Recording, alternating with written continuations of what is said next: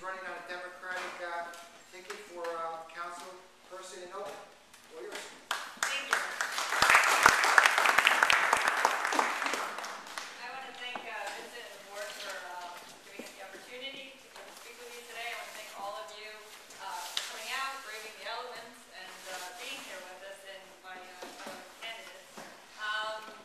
I have been, I also wanted, before I start, I wanted to just mention my running mate Pat's here, can be here tonight. He has a personal problem related to his health, and for that reason he's not here. But you know, if you have any questions, I certainly am here, and I would be more than glad. I've spoken to many of you before, and I'm glad that we were able to make it. I would be more than willing to answer any questions that you have afterwards when we get some more time. But I have been, over the past few weeks, speaking to a lot of residents in the town, and I've found that there's a general consensus. There's a lot of despair among people, and I think that really stems from the high taxes, you know, the failed promises. They've heard the downtown's going to be redeveloped. They've heard that the congestion is going to be better because they're going to open up alternate routes. You know, they've been hearing, they've promised senior housing. The seniors still don't have the senior housing. They've been hearing these ideas, and it's not the lack of ideas. The ideas are there. It's the lack of implementing these ideas. And I truly think that in order to take this town to the next, this is a beautiful town. It has a tremendous amount of potential. It's a perfect balance between, you know, great suburban life, and it's got the open space. It's a green town. It's just absolutely beautiful. It needs to be given life. And I think people that are there now can't necessarily do that. They certainly haven't at this point. I think we need somebody from the outside to come in and to really energize the council and energize Oakland. I think the seniors, I've spoken to a lot of seniors, it's probably been one of the hardest things I've actually had to do is listen to some of their stories.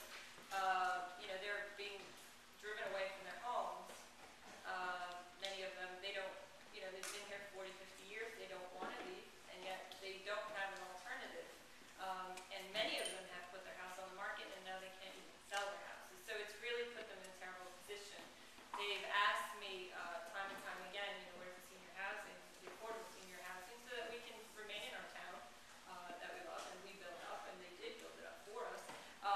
And yet they're not being, you know, backed up by us now. I've also heard of the, you know, the downtown traffic. It's a tremendous, I mean, just now I was coming in the rain and there's a tremendous amount of traffic. I've talked to people who won't get in their car at certain hours because they just don't want to go downtown. This is hurting our downtown. It's hurting our local businesses. I was just down in the downtown today, and there are many businesses that are simply closed. You know, their clientele is being driven away because we don't have that aesthetically pleasing downtown that attract people to it. You know, the traffic is a nightmare sometimes, and people will stay away from it. It's really hurting the local businesses. We need to seriously consider an alternate route other than Ramapo Valley Road that will help alleviate downtown. We also need to make it pedestrian friendly. There are a lot of people who want to walk downtown, but there are no sidewalks for the majority of the town. You know, and it can be dangerous at times where you have to walk over the street. The taxes, number one issue by far. You know, everybody I've talked to today, that was the issue they brought up. The tax issue, I truly believe, is going to be tackled. It needs to be tackled by the budget. The budget has got to be cut. You need to do it in a logical, common sense way. You need to, you know, our taxes have increased 60% over the last few years, and yet I don't see 60% more services that we're receiving. I don't, maybe you guys are getting something I'm not, but it's just not something that, you know, the people are paying more and more and more, and they don't see the return. And I see, you know, I talk to parents who are saying, well, my taxes are astronomical, and yet my kids don't have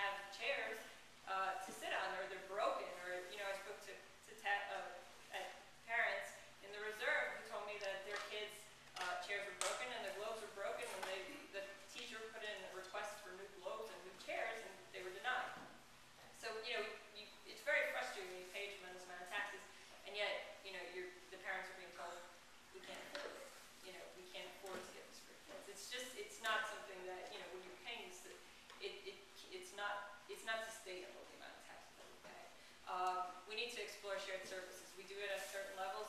We need to explore at all levels. We need to aggressively pursue grants. State, federal, county grants are out there. I know we pursue them. We need to pursue many more. We need to look at Oakland's debt. We have about $15 million in debt. A lot of this debt we've refinanced right now with the interest rates just reached historical lows again. There are many ways, and it's a little difficult in this type of setting to get into details, but if you come to me, I'll be more than happy to go into much further details with you. There are many ways and many areas where we can really start saving and start spending much more logically and in a smart way. Before I leave, I want to take the opportunity. Leah McGuire is running as sheriff for re-election. As a criminal defense attorney, I've personally seen the changes that he's implemented. He's doing a tremendous